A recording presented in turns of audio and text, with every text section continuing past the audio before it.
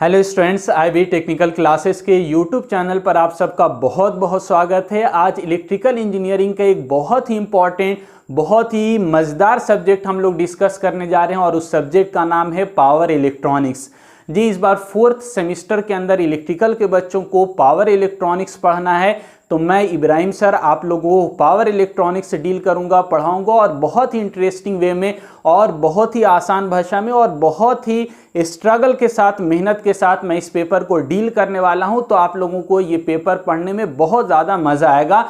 तो आज इस वीडियो को आप पूरा देखिएगा, आपको बहुत अच्छे तरीके से पूरा सिलेबस समझ में आ जाएगा कि इस पूरे जर्नी के अंदर, इस पूरे सेमेस्टर के अंदर, इस पूरे सब्जेक्ट के अंदर हम लोग को कौन कौन सा टॉपिक कवर करना है, पावर इलेक्ट्रॉनिक्स के अंदर टोटल कितने यूनिट्स हैं, कितने चैप्टर हैं और उस चैप्टर के अंदर कौन कौन सा टॉपिक हम लोगों को कवर करना है। तो वीडियो को पूरा देखिएगा तो आपको सारा टॉपिक के बारे में आइडिया लग जाएगा कि इस पूरे सेमेस्टर के अंदर हम लोगों को क्या क्या पढ़ना है। तो थोड़ा सा समय दीजिएगा तो सारी चीज़ आपको बहुत अच्छे वे में क्लियर हो जाएगी। तो सबसे पहले हम लोग सिलेबस एनालिसिस करने से पहले, यानी सिलेबस को समझने से पहले पावर इलेक्ट्रॉनिक्स में क्या क्या चीज़ पढ़नी है उसको समझने से पहले सबसे पहले हम लोग ये समझते हैं कि पावर इलेक्ट्रॉनिक्स आखिर है क्या। पावर इलेक्ट्रॉनिक्स इलेक्ट्रिकल के बच्चों को क्यों पढ़ने के लिए दिया गया है और इस पेपर को पढ़ने से हम लोगों को क्या बेनिफिट होगा, प्रैक्टिकल लाइफ में इस पावर इलेक्ट्रॉनिक्स का क्या एप्लीकेशन है, इन सब बिंदुओं को थोड़ा सा आपको हम शॉर्ट के अंदर आइडिया देते हैं। अगर आपको ये बात समझ में आ जाएगी, इसका इंपॉर्टेंस, महत्व, एप्लीकेशन समझ में आ जाएगा तो ये पूरा पेपर पढ़ने में आपको बहुत मजा आएगा। तो सबसे पहले तो ये समझिए पावर इलेक्ट्रॉनिक्स है क्या। नाम से पता चल रहा है इलेक्ट्रॉनिक्स, तो दिमाग में आता है कि ये तो इलेक्ट्रॉनिक्स वालों के लिए है, इलेक्ट्रिकल वाले के तो लिए है नहीं। लेकिन वास्तव में ये पेपर, पावर इलेक्ट्रॉनिक्स जो पेपर है वो इलेक्ट्रिकल वालों के लिए बहुत इंपॉर्टेंट है as compare to electronics student. क्योंकि पावर इलेक्ट्रॉनिक्स जो होता है वो हायर पावर के लिए यूज किया जाता है। तो हायर पावर पर काम किसका होता है, कौन करता है, तो इलेक्ट्रिकल इंजीनियर करता है। तो इलेक्ट्रिकल इंजीनियर के लिए पावर इलेक्ट्रॉनिक्स बहुत बहुत इंपॉर्टेंट होता है। अब पावर इलेक्ट्रॉनिक्स है क्या, तो ये दो शब्दों से मिलकर बना है, एक होता है पावर और दूसरा होता है इलेक्ट्रॉनिक्स। तो इलेक्ट्रॉनिक्स मतलब हम लोग नॉर्मली समझते हैं क्या है कि स्मॉलर रेटिंग पर जो इक्विपमेंट यूज होता है उसको हम लोग इलेक्ट्रॉनिक्स इक्विपमेंट कहते हैं, जो कि जनरली हम लोग मोबाइल हो गया, आपका टेलीविजन हो गया, कंप्यूटर हो गया, ये सारी चीज की बात करते हैं इलेक्ट्रॉनिक्स। लेकिन जब उसके साथ पावर लग जाता है, तो अब यही टर्म जो लग गया पावर, तो अब क्या हो गया, ये पावर इलेक्ट्रॉनिक्स। मतलब क्या हुआ कि अब जो इलेक्ट्रॉनिक्स डिवाइस था वो अब लोअर रेटिंग की बात नहीं हो रही, अब क्या हो रहा, हायर रेटिंग की बात हो रही है। यानी कि ऐसा इलेक्ट्रॉनिक्स इक्विपमेंट जो कि बहुत हायर रेटिंग पर काम करे, बहुत हायर वोल्टेज पर काम करे, बहुत हायर पावर पर काम करे, ऐसे इलेक्ट्रॉनिक्स डिवाइस को ही हम क्या कहते हैं, पावर इलेक्ट्रॉनिक्स कहते हैं। तो पावर इलेक्ट्रॉनिक्स मतलब एक ऐसा उपकरण, एक ऐसा डिवाइस जिसकी सहायता से हम लोग बहुत हायर पावर को, हायर वोल्टेज को, हायर करंट को हम लोग कंट्रोल करने वाले हैं, स्विचिंग का काम करने वाले हैं, उसके द्वारा उपकरण को हम लोग कंट्रोल करने वाले। तो पावर इलेक्ट्रॉनिक्स है क्या, एक ऐसा उपकरण है जिसकी सहायता से हम लोग, पावर इलेक्ट्रॉनिक्स सबसे पहले समझ में आ गया, मतलब क्या है, बहुत हायर वोल्टेज, हायर करंट और हायर पावर पर जो इलेक्ट्रॉनिक्स उपकरण काम करेगा उसी को पावर इलेक्ट्रॉनिक्स कहा जाएगा। अब इस उपकरण का यूज कहां पर करते हैं उसको समझिए। तो पावर इलेक्ट्रॉनिक्स का मतलब ही क्या होता है, यह इसका डिफिनेशन, परिभाषा ही होता है कि ऐसा उपकरण जिस उपकरण की सहायता से हम लोग इलेक्ट्रिकल पावर सिस्टम को कंट्रोल करते हैं या पावर सिस्टम के अंदर कन्वर्जन का काम करते हैं, एज वेल एज हम लोग हायर रेटिंग का जो मशीन है उसको कंट्रोल करते हैं। तो आपको क्लियर, अभी ध्यान से फिर से सुनिएगा, पावर इलेक्ट्रॉनिक्स की मदद से हम लोग पावर सिस्टम के अंदर कन्वर्जन का काम करते हैं, यानी AC टू DC कन्वर्ट करना, DC को AC में कन्वर्ट करना, DC को DC में कन्वर्ट करना, AC को वेरिएबल फ्रीक्वेंसी AC में कन्वर्ट करना।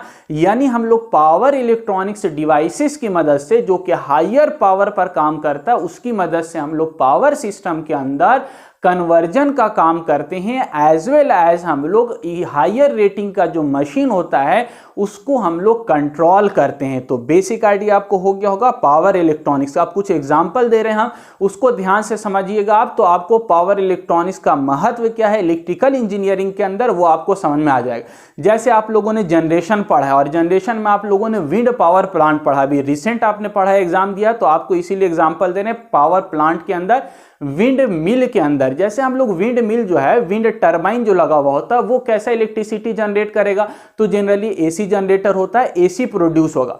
लेकिन आपको मालूम है कि विंड जो होता है वो यूनिफॉर्मली फ्लो नहीं होता है, उसकी स्पीड चेंज होती रहती है, और स्पीड चेंज होगा तो हमारा आउटपुट क्या होगा, चेंज होगा। आपने जनरेटर में पढ़ा है कि स्पीड चेंज होगा तो जनरेटर का आउटपुट चेंज होगा। तो आउटपुट जब चेंज हो रहा है यानी उसका वोल्टेज चेंज होगा, उसकी फ्रीक्वेंसी चेंज होगी। तो अब इस जो जनरेटर का आउटपुट है इसको डायरेक्टली हम ग्रिड से कनेक्टेड नहीं कर सकते हैं, या लोड को हम डायरेक्टली नहीं दे सकते हैं। तो अब यहीं पर आपका मोस्ट इंपॉर्टेंट डिवाइस यूज होता है जिसका नाम है पावर इलेक्ट्रॉनिक्स। यानी ये जो वेरिएबल आपका एसी निकल रहा है इसको ये क्या करेगा, डीसी में कन्वर्ट कर देगा। और डीसी आपको मालूम है कांस्टेंट होता है, तो अभी जितना हमको आवश्यकता है, या तो हम डीसी अगर जरूरत होगा तो डीसी बैटरी चार्जिंग के लिए ले सकते हैं, या हमको आवश्यकता है ग्रिड के अंदर देने का, या हम लोग को सप्लाई देने का लोड को, तो हम लोग एक कांस्टेंट फ्रीक्वेंसी पर पावर इलेक्ट्रॉनिक्स डिवाइस की मदद से एसी में चेंज कर लेंगे उसको। और वो एसी कैसा होगा, जिसकी फ्रीक्वेंसी, जिसका वोल्टेज फिक्स होगा, और उसको हम लोग ग्रिड के साथ या लोड के साथ कनेक्टेड कर सकते हैं। तो अब आपको आइडिया हो गया होगा इलेक्ट्रॉनिक्स, जो पावर इलेक्ट्रॉनिक्स है। अब बोलिएगा इलेक्ट्रॉनिक्स छोटा वाला लगाइएगा तो काम नहीं चलेगा, आपको क्या होगा, पावर इलेक्ट्रॉनिक्स यानी हायर वोल्टेज वाला, हायर करंट वाला, हायर पावर वाला इलेक्ट्रॉनिक्स डिवाइस लगाना है, जिसकी मदद से आप कन्वर्जन का काम करेंगे। तो वहां पर हमारा पावर इलेक्ट्रॉनिक्स उपकरण काम में आता है। दूसरा एग्जांपल आपको देते हैं, जैसे आप लोगों ने रेलवे देखा होगा, तो रेलवे के अंदर इलेक्ट्रिक ट्रैक्शन के अंदर क्या होता है, आपका 25 केवी एसी सप्लाई यूज होता है, 25 kV single phase AC supply use होता है। और जो मोटर लगा हुआ होता है वो डीसी सीरीज मोटर लगा होता है, क्योंकि आपने पढ़ा होगा डीसी सीरीज मोटर का टॉर्क हाई होता है। तो अब इतना हाई वोल्टेज, आप नॉर्मल छोटा वाला आप लगाइएगा इलेक्ट्रॉनिक्स तो काम नहीं चलेगा, आपको क्या होना है, पावर इलेक्ट्रॉनिक्स का यूज करना पड़ेगा, जिसकी रेटिंग 1000 ऑफ केवी यानी 1000 ऑफ वोल्ट के अंदर, 1000 ऑफ एम्पियर, 1000 ऑफ पावर, यानी बहुत हायर वोल्टेज, करंट और पावर पर काम करने वाला जो इलेक्ट्रॉनिक्स डिवाइस है उसका यूज करना पड़ेगा। और उसकी मदद से जो 25 केवी एसी सप्लाई आ रही है उसको हम लोगों को एसी को डीसी में कन्वर्ट करना होगा, और डीसी को हम लोग फिर मोटर को देंगे। और मोटर को भी हम लोग दो चीज है, एक तो मोटर को पहले एसी में कन्वर्ट करेंगे डीसी में, तो वहां पर पावर इलेक्ट्रॉनिक्स की आवश्यकता है हमको। दूसरा हमारा, आप देखा होगा ट्रेन जो चल रहा है वो कांस्टेंट स्पीड से नहीं, कभी कम हो रहा है, कभी तेज हो रहा है, कभी रुक रहा है, तो वहां पर मोटर की स्पीड को कंट्रोल करने के लिए भी हम लोग पावर इलेक्ट्रॉनिक्स डिवाइस का यूज करते हैं। तो कन्वर्जन हो गया और दूसरा कंट्रोलिंग, दोनों काम के लिए पावर इलेक्ट्रॉनिक्स डिवाइसेस का यूज किया जाता है। तो आपको ये दो एग्जाम्पल से समझ में, इसी तरह बहुत सारा एग्जाम्पल हो सकता है लेकिन वीडियो लंबा होगा, इसीलिए शॉर्ट के अंदर दो एग्जाम्पल से आपको आइडिया हो गया होगा। इसी तरह आपका जितना भी इंडस्ट्री है सब जगह पर मोटर लगा हुआ होता है, सारे मोटर को कंट्रोल करने के लिए हम लोग क्या करते हैं, पहले रेसिस्टर यानी रियोस्टेट का यूज होता था, लेकिन उसमें हीट होगा, लॉसेस होगा, उतना ज़्यादा इफिशिएंट नहीं होगा। तो आपका पावर इलेक्ट्रॉनिक्स डिवाइस बहुत हायर पावर पर ऑपरेट करता है और बहुत ही ज़्यादा इफिशिएंट मैनर में ऑपरेट करता है। इसीलिए हम लोग इलेक्ट्रिकल पावर सिस्टम के अंदर कन्वर्जन के लिए, और दूसरा हमारा इलेक्ट्रिकल मशीन को ऑपरेट करने के लिए, कंट्रोल करने के लिए पावर इलेक्ट्रॉनिक्स डिवाइसेस का यूज़ करते हैं। एक एग्जांपल और याद आ गया, HVDC सिस्टम आप पढ़िएगा आप ट्रांसमिशन के अंदर, यानी हाई वोल्टेज डीसी ट्रांसमिशन, और एक होता है HVAC system, extra high voltage AC transmission. तो अगर HVDC की बात होगी तो HVDC का मतलब क्या, DC ट्रांसमिशन हो रहा है, लेकिन आप लोगों ने पढ़ा है जनरेशन किस में होता है, AC में होता है, और AC वोल्टेज कितना है, 11 kV स्टैंडर्ड वोल्टेज है इंडिया के अंदर, 11,000 वोल्ट। तो ये 11 kV को हमको करना क्या है, इसको हमको स्टेप अप कर लेंगे ट्रांसफार्मर से, और उसके बाद किस में कन्वर्ट करना है, डीसी में कन्वर्ट करना। तो अब वहां पर बहुत इंपॉर्टेंट रोल निभाएगा आपका पावर इलेक्ट्रॉनिक्स।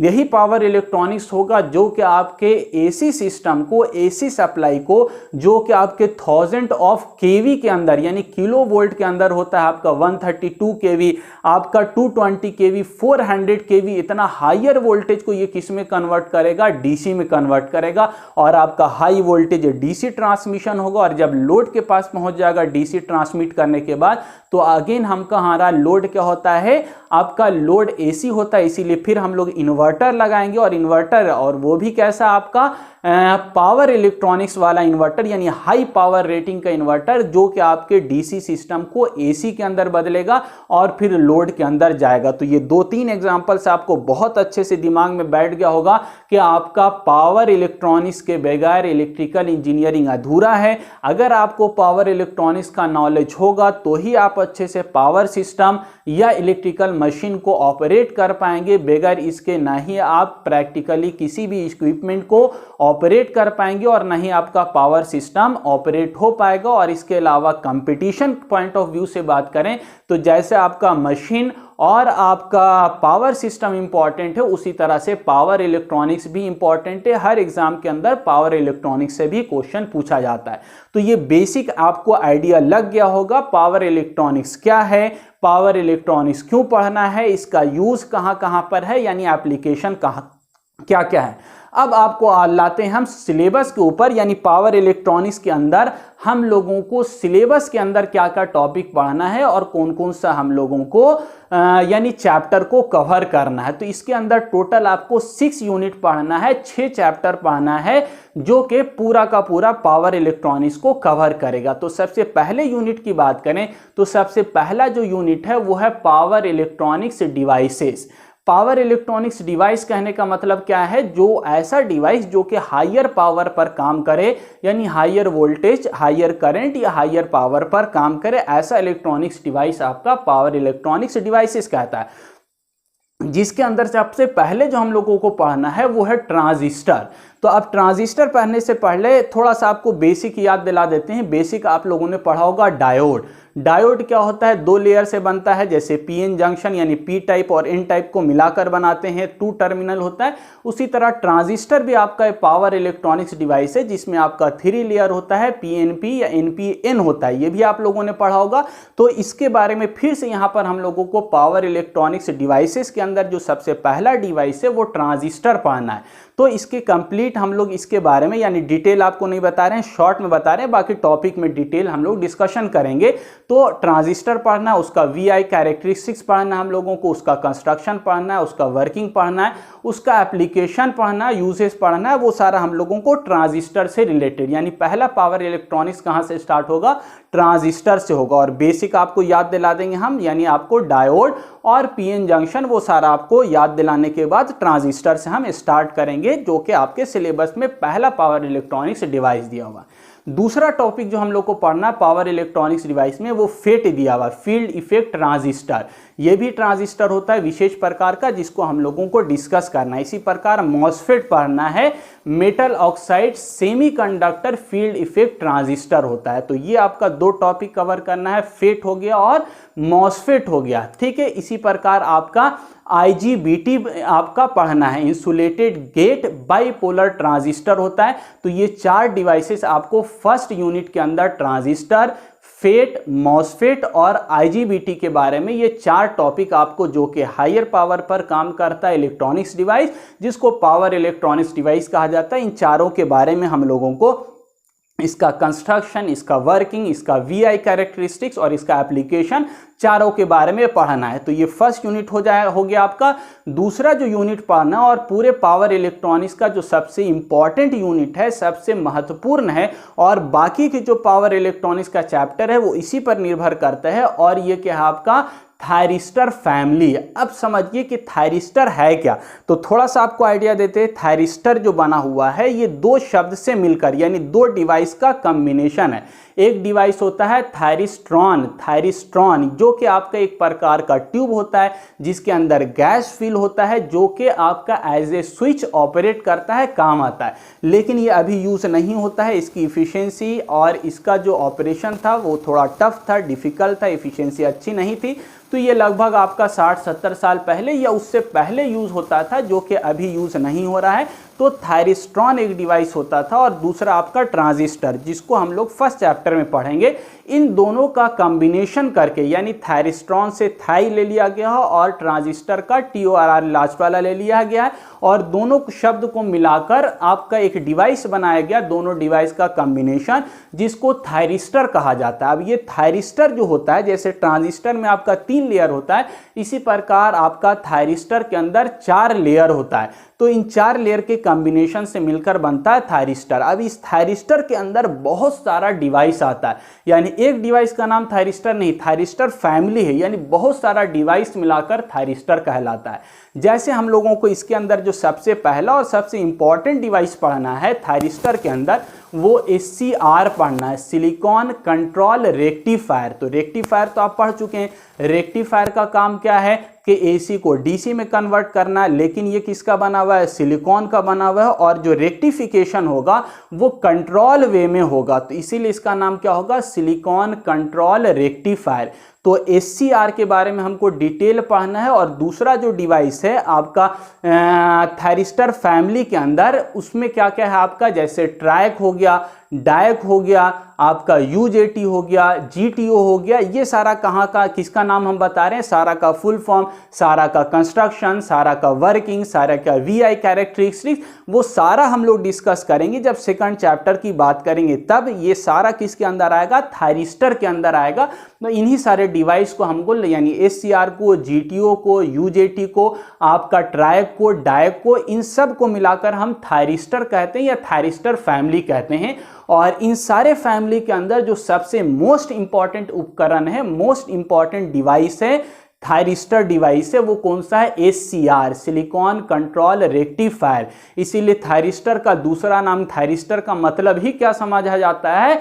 आपका SCR समझा जाता है, क्योंकि इतना ज़्यादा SCR का यूज़ होता है कि थायरिस्टर मतलब SCR हम लोग समझते हैं। हालांकि थायरिस्टर के अंदर और भी डिवाइसेस होता है फैमिली में, लेकिन फैमिली के अंदर जो सबसे ज़्यादा यूज़ होता है वो SCR होता है।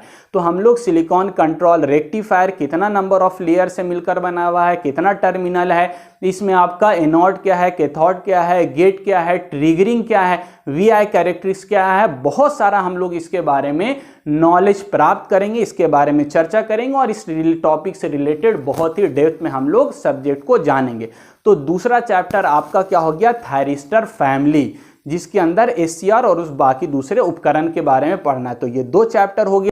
तो अब तक हम लोग पावर इलेक्ट्रॉनिक्स के अंदर 2 चैप्टर, 2 यूनिट के अंदर 2 अलग अलग टॉपिक हम लोग सीखा, यानी पावर इलेक्ट्रॉनिक्स डिवाइसेस के बारे में जाना, और दूसरा हम लोग थायरिस्टर SCR के बारे में जाना। अब यहाँ तक से तीसरा चैप्टर समझिएगा, तीसरा यूनिट क्या है?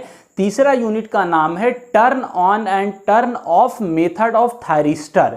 यानी इसको समझने से पहले ये बात समझिए कि थायरिस्टर एक ऐसा डिवाइस होता है जो कि ऑटोमेटिकली हम लोग खुद से ऑन या खुद से ऑफ नहीं होता, उसको हम लोगों को करना पड़ता है। तो हम लोगों को टर्न ऑन करने के लिए, थायरिस्टर को टर्न ऑन करने का जो तरीका है, मेथड है, उसी को हम लोग क्या कहते हैं? Turn on method of thyristor. और इसको हम लोग ऑफ करने के लिए भी अलग से मेथड अप्लाई करते हैं, और इसको ऑफ करना डिफिकल्ट होता है, काफ़ी मेहनत का काम होता है, जिसको हम लोग कम्यूटेशन कहते हैं। तो इसको ऑफ करने का जो प्रक्रिया है, मेथड है, उसी को turn off method of thyristor कहा जाता है। तो तीसरा जो चैप्टर है, इसके अंदर हम लोग थायरिस्टर को, SCR को हम लोग टर्न ऑन करना सीखेंगे और टर्न ऑफ करना सीखेंगे। क्या मतलब हुआ कि आपका जो डिवाइस, जैसे आप लोग डायोड पढ़ा होगा, तो डायोड का मतलब क्या है कि ये क्या होता है? जब पॉजिटिव साइकिल रहेगा तो ये आउटपुट देगा, और जब AC का नेगेटिव साइकिल रहेगा तो ये आउटपुट नहीं देगा। तो जब आउटपुट दे रहा है, तो आप अगर किसी पार्टिकुलर एंगल पर चाहिएगा कि ये आपका मान के चलिए 30 डिग्री से ये आउटपुट देना चालू करे, तो ऐसा डायोड के साथ पॉसिबल नहीं है। यानी पार्टिकुलर एंगल पर आप उसको ऑन करना चाहिएगा, 30 डिग्री पर, 40 डिग्री पर, 45 डिग्री पर आप चाहिएगा कि आपका डायोड ऑन हो जाए, तो वो पॉसिबल नहीं है। यानी डायोड का आउटपुट किसी पार्टिकुलर आपका इंस्टेंट पर नहीं मिलेगा, वो कंप्लीट आपका पूरा मिलेगा, पॉजिटिव साइकिल में, नेगेटिव साइकिल में जीरो होगा। इसीलिए डायोड को हम लोग अनकंट्रोल्ड डिवाइस भी कहते हैं, यानी उसको कंट्रोल नहीं किया जा सकता है। लेकिन थायरिस्टर ऐसा डिवाइस है जो कि सेमी कंट्रोल्ड डिवाइस है, यानी इसको हम लोग आसानी से ऑन तो कर लेते हैं लेकिन ऑफ करना डिफिकल्ट होता है, इसीलिए इसको सेमी कंट्रोल डिवाइस कहा जाता है। तो अब इसको जो ऑन करेंगे हम लोग, ऑन करने का मतलब जिस पार्टिकुलर एंगल पर, यानी कंप्लीट साइकिल, पॉजिटिव साइकिल में आप नहीं चाह रहे हैं सप्लाई, आप चाह रहे हैं कि जब 30 डिग्री पर हो, यानी इस पार्टिकुलर टाइम से हमारा सप्लाई हमको आउटपुट मिले, बाकी इससे 30 डिग्री से पहले हमको सप्लाई नहीं मिले, तो वहां पर थायरिस्टर को आप उस पार्टिकुलर एंगल पर ऑन कर सकते हैं और उसी को हम लोग turn on method of thyristor कहते हैं। और उसके लिए डिफरेंट मेथड होता है जिसको ट्रिगरिंग कहा जाता है। जैसे आपका हाई वोल्टेज ट्रिगरिंग होता है, इसके अलावा आपका थर्मल ट्रिगरिंग होता है, इसके अलावा आपका इल्यूमिनेशन ट्रिगरिंग होता है, इसके अलावा आपका dV/dt ट्रिगरिंग होता है, इसके अलावा गेट ट्रिगरिंग होता है। तो डिफरेंट ट्रिगरिंग पढ़ना है, डिफरेंट तरीका पढ़ना है, डिफरेंट मेथड पढ़ना है, जिसकी सहायता से हम लोग थायरिस्टर को ऑन करेंगे। थायरिस्टर को पार्टिकुलर इंस्टेंट या टाइम पर हम लोग ऑन करना सीखेंगे, जिसको हम लोग डिफरेंट ट्रिगरिंग मेथड के सहायता से पढ़ेंगे। तो ये पहला टॉपिक टर्न ऑन मेथड है, जिसके अंदर हम लोग थायरिस्टर को ऑन करना सीखेंगे। दूसरा जो हम लोगों को करना है थायरिस्टर के साथ, वो ऑफ करना है। तो ऑफ करना आपको बताया हमने कि मुश्किल होता है, डिफिकल्ट होता है, तो इसमें भी आपका डिफरेंट मेथड तरीका होता है जिसकी सहायता से हम लोग टर्न ऑफ करते हैं। तो एक आपका नेचुरल टर्न ऑफ होता है और दूसरा फोर्स टर्न ऑफ होता है। इसके अलावा आपका अलग अलग तरीका होता है जिसकी सहायता से हम लोग, जैसे सीरीज रेजोनेंट आपका हो गया, शंट हो गया, रेजोनेंस सर्किट होता है जिसकी सहायता से ऑफ करते हैं हम लोग। इसके अलावा अलग अलग क्लासेस होता है सर्किट का, class A, class B, class C, है ना। अब रेजोनेंट सर्किट बनाते हैं जिसकी सहायता से हम लोग टर्न ऑफ करते हैं थायरिस्टर को। तो डिफरेंट हम लोग मेथड सीखेंगे थायरिस्टर को किस तरह से ऑन करना है किसी पार्टिकुलर इंस्टेंट टाइम पर, और किस तरह से ऑफ करना है। तो ये कंप्लीट चैप्टर जो होगा तीसरा यूनिट, जिसके अंदर थायरिस्टर को हम लोग ऑन और ऑफ करना सीखेंगे। तो ये 3 चैप्टर आपका हो गया। पहला आपका इलेक्ट्रॉनिक्स, पावर इलेक्ट्रॉनिक्स डिवाइस हो गया, दूसरा SCR, उसका फैमिली हो गया थायरिस्टर फैमिली, और तीसरा चैप्टर हो गया थायरिस्टर को ऑन और ऑफ करना, यानी आपका स्विचिंग का काम करना। ये 3 चैप्टर हो गया। आप बाकी का 3 जो चैप्टर है वो इसका, यानी जो डिवाइसेस पढ़ लिया उसका यूज एप्लीकेशन है। जैसे चौथा जो चैप्टर है उसका नाम क्या है, control, phase control rectifier. Phase control rectifier, तो रेक्टिफायर तो आप पहले से आपको मालूम होगा। रेक्टिफायर का मतलब क्या, ऐसा डिवाइस जिसकी सहायता से हम लोग क्या करते हैं, AC को DC में बदलते हैं। लेकिन यहां पर हम लोगों को पढ़ना क्या है, फेज कंट्रोल रेक्टिफायर, यानी ऐसा रेक्टिफायर, ऐसा पावर इलेक्ट्रॉनिक्स डिवाइस जिसकी सहायता से हम AC को DC में तो बदलेंगे लेकिन ये हमारे कंट्रोल में होगा। यानी किस पार्टिकुलर एंगल पर हमको कन्वर्ट करना है, कितना हमको वैल्यू जो DC है उसको हम बढ़ाना है या उस DC वैल्यू को घटाना है, कन्वर्जन भी होगा। इसके अलावा आपका मैग्नीट्यूड कम ज़्यादा भी होगा, और पार्टिकुलर एंगल पर हम लोग इसको ऑन या ऑफ कर सकते हैं। पार्टिकुलर एंगल पर, पार्टिकुलर टाइम पर हम लोग कंट्रोल कर सकते हैं कि हमको यहाँ से यहाँ तक, इस पार्टिकुलर टाइम से लेकर इस पार्टिकुलर टाइम को AC जो सप्लाई है इसको हमको DC में बदलना है। तो ये आपके अंडर में, आपके हाथ में, आपके कंट्रोल में आपका कन्वर्जन का काम होगा। इसी को हम लोग क्या बोलते हैं, फेज कंट्रोल रेक्टिफायर बोलते हैं। फेज कंट्रोल रेक्टिफायर, जिसमें हम लोगों को डिफरेंट तरीका पढ़ना है, जिसके अंदर हम लोग फेज कंट्रोल यानी किस तरीके से हम लोग कन्वर्जन का काम करेंगे। जैसे आपका हाफ ब्रिज हो गया, हाफ ब्रिज कन्वर्टर होता है, फुल ब्रिज कन्वर्टर होता है, सिंगल फेस ब्रिज कन्वर्टर होता है, 3 फेज ब्रिज कन्वर्टर होता है। तो डिफरेंट मेथड, डिफरेंट सर्किट होता है, डिफरेंट तरीका होता है, जिसकी सहायता से कंट्रोल वे में हम लोग क्या कर सकते हैं, AC को DC में कन्वर्ट कर सकते हैं। इसके अलावा अलग अलग लोड होता है, जैसे R लोड लगा हुआ होगा तब कैसे कन्वर्जन होगा, RL लोड लगा हुआ होगा तब अब कैसे कन्वर्जन होगा, यानी आपने रेसिस्टर इंडक्टर लगा हुआ है तो ये डिफरेंट तरीका हम लोग सीखेंगे। फेज कंट्रोल रेक्टिफिकेशन, यानी हम लोग एसी को डीसी में कन्वर्ट करना सीखेंगे कंट्रोल वे में, फेज एंगल को कंट्रोल करते हुए। तो ये आपका चौथा चैप्टर हो गया। पांचवा चैप्टर और बहुत ही इंटरेस्टिंग आसान चैप्टर जिसका नाम है चॉपर। चॉपर का मतलब क्या होता है, एक ऐसा डिवाइस, एक ऐसा उपकरण जिसकी सहायता से हम लोग क्या करते हैं, डीसी को वेरिएबल डीसी में कन्वर्ट करते हैं, यानी फिक्स डीसी को वेरिएबल डीसी के अंदर कन्वर्ट करने के लिए जिस डिवाइस का यूज होता है उसी का नाम होता है चॉपर। तो अब तक आप लोगों ने पढ़ा होगा या बहुत सारे स्टूडेंट जानते होंगे कि हम लोग एसी को स्टेप अप या स्टेप डाउन कर सकते हैं with the help of transformer. लेकिन पावर इलेक्ट्रॉनिक्स डिवाइस पढ़ने के बाद आपको मालूम होना चाहिए कि हम लोग डीसी को भी स्टेप अप और स्टेप डाउन कर सकते हैं with the help of chopper. यानी चॉपर एक ऐसा डिवाइस है जिससे हम लोग फिक्स डीसी को वेरिएबल डीसी के अंदर कन्वर्ट कर सकते हैं। आप बैटरी से 50 वोल्ट ले रहे हैं, 50 से आप 100 वोल्ट भी कर सकते हैं, 50 से आप 25 वोल्ट भी कर सकते हैं। ये होता है चॉपर का कमाल। यानी चॉपर की सहायता से आप डीसी सप्लाई को वेरिएबल डीसी के अंदर कन्वर्ट कर सकते हैं और वेरिएबल फ्रीक्वेंसी के अंदर या फिक्स फ्रीक्वेंसी के अंदर चेंज कर सकते हैं। इसके अंदर हम लोगों को इसका क्लासिफिकेशन पढ़ना होता है चॉपर का। जैसे आपका स्टेप अप चॉपर होता है, जैसे ट्रांसफार्मर है स्टेप अप स्टेप डाउन, उसी तरह आपका चॉपर भी स्टेप अप और स्टेप डाउन चॉपर होता है। इसके अलावा अलग अलग क्लास में बांटा गया है, class A, class B, class C, अलग अलग आपका कैटेगरी के अंदर चॉपर को बांटा गया है, वो पढ़ना। उसी प्रकार आपका कम्यूटेशन पढ़ना। जिस तरह थायरिस्टर के अंदर हम लोग जो टर्न ऑफ करने का मेथड था उसको कम्यूटेशन बोलते थे, उसी तरह यहां पर भी हम लोगों को कम्यूटेशन ऑफ चॉपर पढ़ना है। तो ये आपका 5 चैप्टर हो गया। छठा और लास्ट चैप्टर हम लोगों को पढ़ना इन्वर्टर, जो कि आप लोगों ने बहुत ज़्यादा देखा होगा अपने घरों के अंदर इन्वर्टर यूज़ होते हुए। तो इन्वर्टर क्या है, एक ऐसा डिवाइस है जिसकी सहायता से हम लोग क्या करते हैं, डीसी को एसी में बदलते हैं। तो डीसी को एसी में बदलने वाला जो डिवाइस होता है उसी को इन्वर्टर बोला जाता है। और इन्वर्टर की सहायता से भी हम लोग वेरिएबल एसी के अंदर कन्वर्ट करते हैं, यानी हम लोग डीसी को एसी में बदलने के लिए इन्वर्टर का यूज करते हैं और इन्वर्टर की सहायता से हम लोग आसानी से कन्वर्जन का काम करते हैं।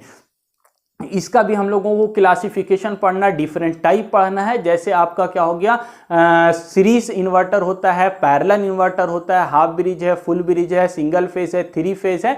तो अलग अलग कैटेगरी में बांटा गया। उन सारे इन्वर्टर को हम लोगों को यानी पढ़ना है। इसमें एक छोटा सा लास्ट टॉपिक दिया हुआ है साइक्लो कन्वर्टर। ये भी एक अच्छा डिवाइस होता है, इंपॉर्टेंट डिवाइस होता है, जिसका काम क्या होता है, एसी को एसी में बदलना। लेकिन ये एक ऐसा इन्वर्टर यानी कि ऐसा डिवाइस है जिसकी साइक्लो कन्वर्टर, जिसकी सहायता से एसी को हम लोग वेरिएबल फ्रीक्वेंसी एसी के अंदर कन्वर्ट करते हैं। यानी इनपुट में हम 50 हर्ट्ज एसी सप्लाई लिया, आउटपुट में हम 60 हर्ट्ज 70 हर्ट्ज एसी सप्लाई के अंदर कन्वर्ट कर सकते हैं with the help of cyclo converter.